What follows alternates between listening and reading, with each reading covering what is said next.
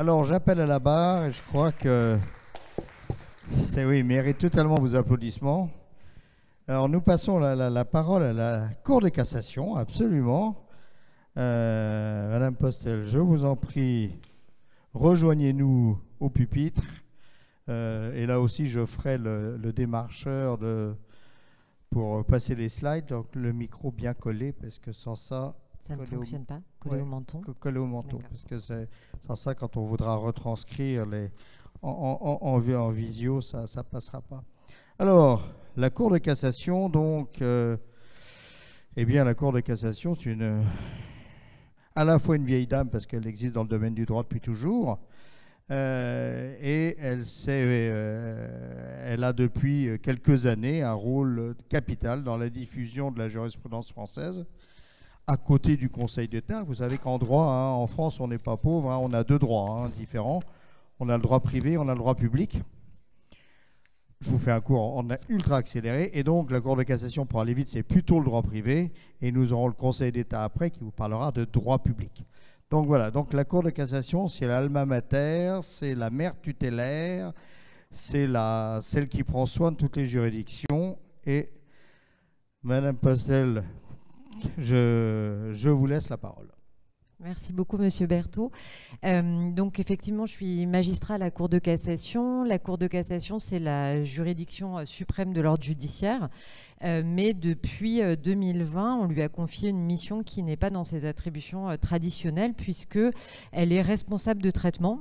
Elle s'occupe, la chancellerie lui a confié la charge d'assurer la mise à disposition du public à titre gratuit et sous forme électronique des décisions rendues publiquement par les juridictions judiciaires après leur pseudonymisation.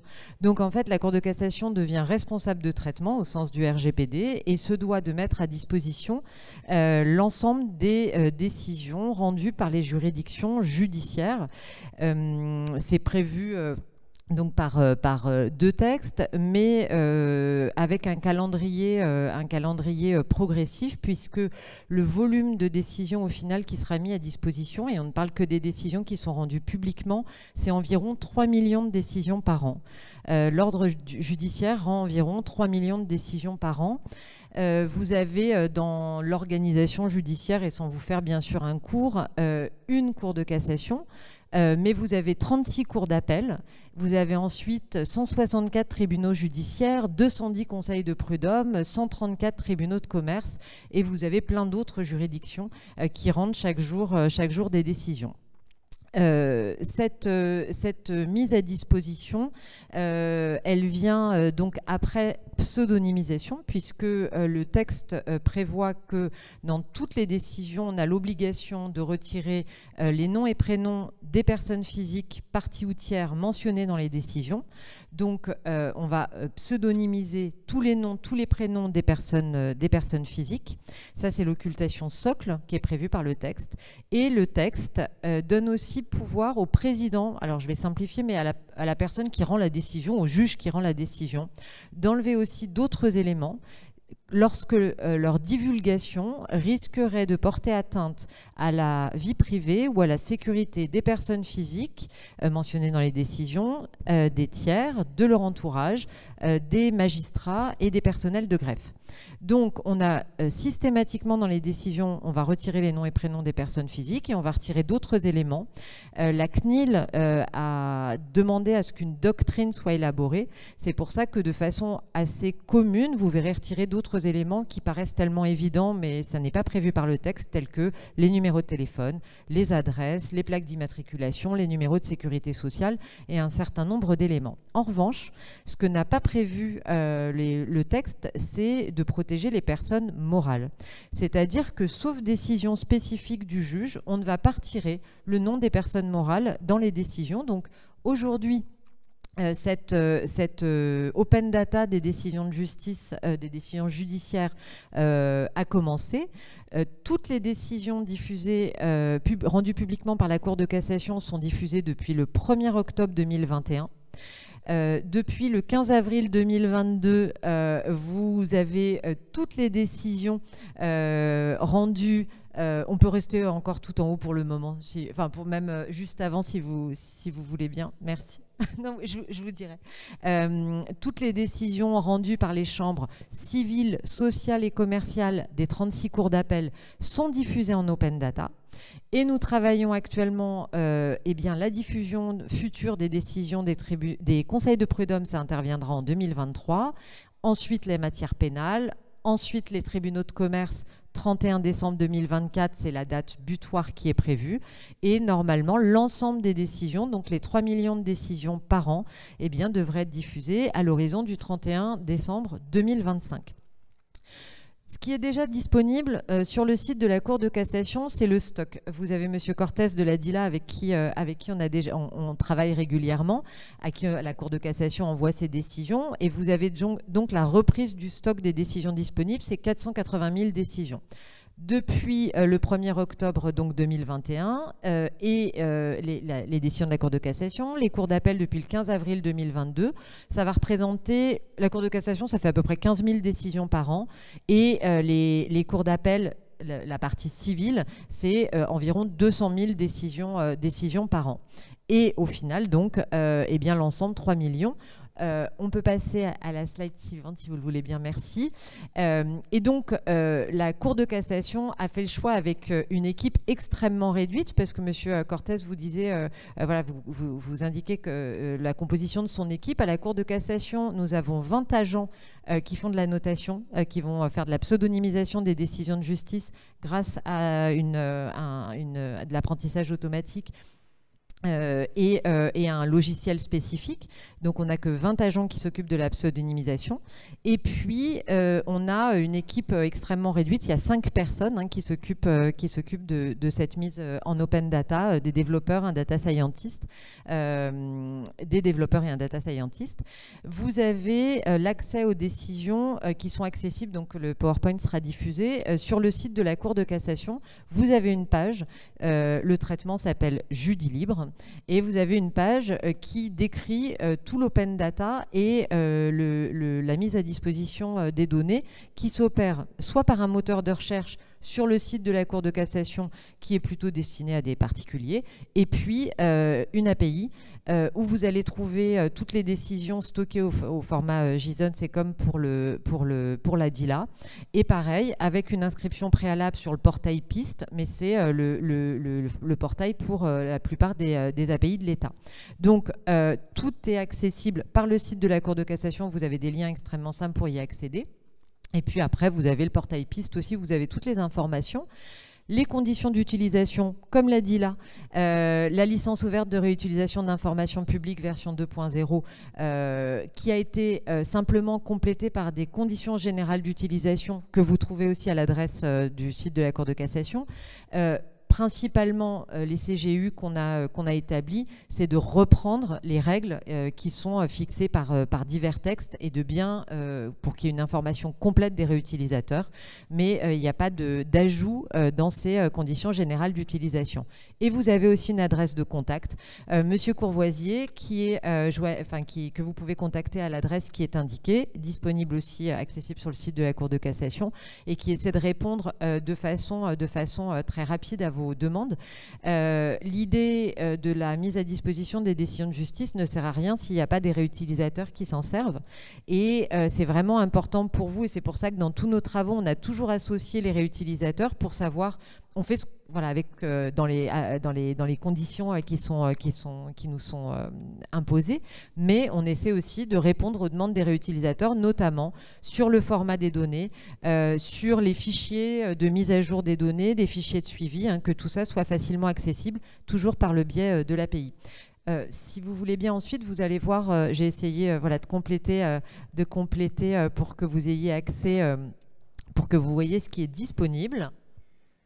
Donc ça, c'est le moteur de recherche, comme je vous le disais, qui est plutôt destiné à une utilisation pour des particuliers, ou en tout cas des requêtes qui ne concernent pas un grand nombre de décisions. Vous avez des recherches avancées qui sont possibles, mais c'est quand même une recherche qui est extrêmement simplifiée.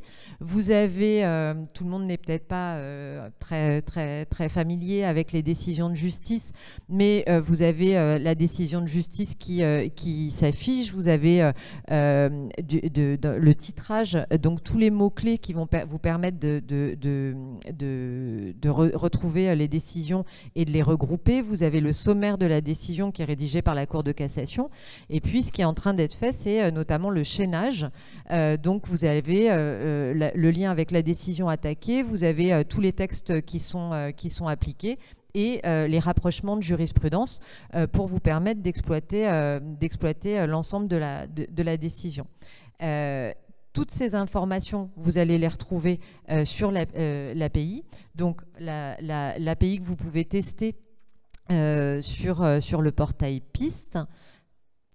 Donc c'est l'API JudiLibre. Et puis, vous avez ensuite toute la documentation qui va vous permettre Ah bah oui, en plus. Je tourne, mais j'ai mis des petites notes en plus sur le mien.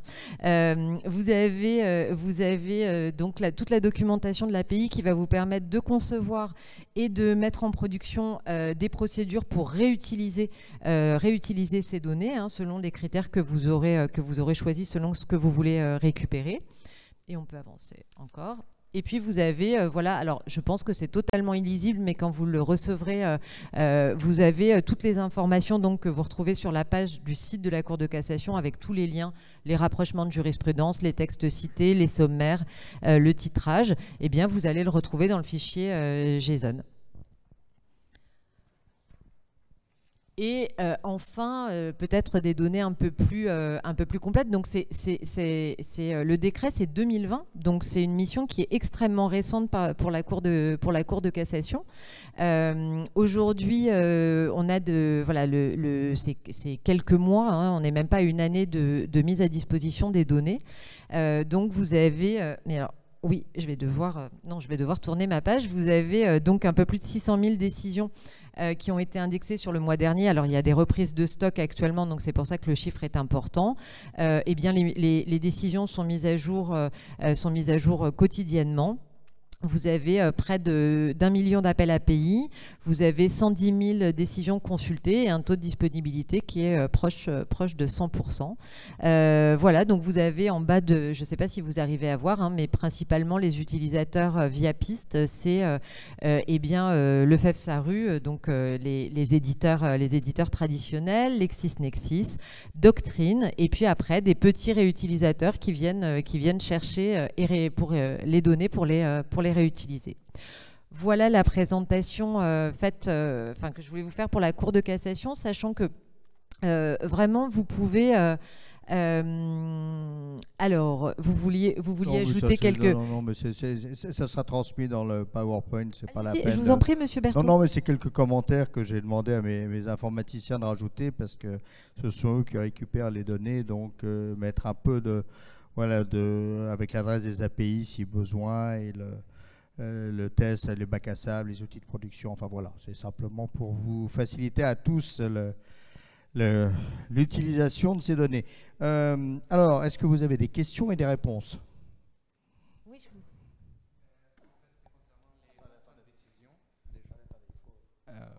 Bonjour. En fait, concernant les anciennes décisions, vous agissez encore de les intégrer sur le site ou pas?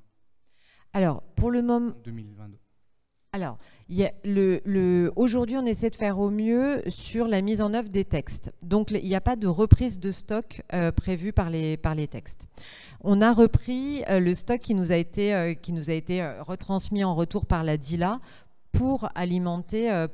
Donc, c'est les 480 000 décisions qui ont été reprises. En revanche, Aujourd'hui, on n'a pas prévu de reprise antérieure. Voilà, je ne dis pas que ça ne sera pas fait à l'avenir, ça va dépendre des différents développements. Là, on est en train d'avoir un regard critique sur ce qui est déjà mis à disposition, et vraiment pour les réutilisateurs, on est très à l'écoute des éléments en plus qui vous sont nécessaires pour utiliser les données, pour les intégrer et surtout pour améliorer dès maintenant ce qu'on met à disposition. Et on prépare en même temps la mise à disposition des décisions des conseils de prud'homme, des tribunaux de commerce, surtout du tribunal judiciaire qui est avec un grand nombre de décisions. Donc pour le moment, on ne peut pas s'occuper de la reprise de stock, mais ça ne veut pas dire que ça ne sera jamais fait. Mais pour le moment, ce n'est pas prévu. Voilà, ça veut dire que si vous voulez exploiter en tout cas tous les ans la jurisprudence de la Cour de cassation et des cours d'appel, vous devez intégrer de 115 à 220 000 décisions, ce qui est beaucoup. Ça couvre quand même beaucoup de domaines. Vous n'êtes pas obligé de tout prendre, hein. Ça dépend si vous voulez faire grossiste ou si vous voulez faire détaillant. Et après, vous pouvez évidemment faire beaucoup de produits avec. Hein. Le but de ce Data et Business Day, c'est aussi de vous donner des idées de produits ou des idées de services en interne. Peu importe. C'est des services pour vos juristes, c'est des services que vous allez créer pour d'autres, qui va vous permettre d'enrichir vos produits actuels, peu importe. C'est une boîte à outils, là. On vous met des pièces de Lego devant vous, et on vous les présente, et c'est à vous de vous en emparer, de les saisir et de les faire travailler, si je puis dire.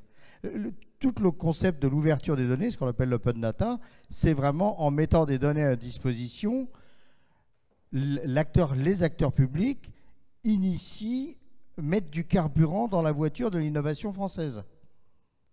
Donc maintenant, prenez la clé, tournez et faites rugir le moteur, parce que le moteur, c'est vous. Voilà, c'est un peu le but de la manœuvre.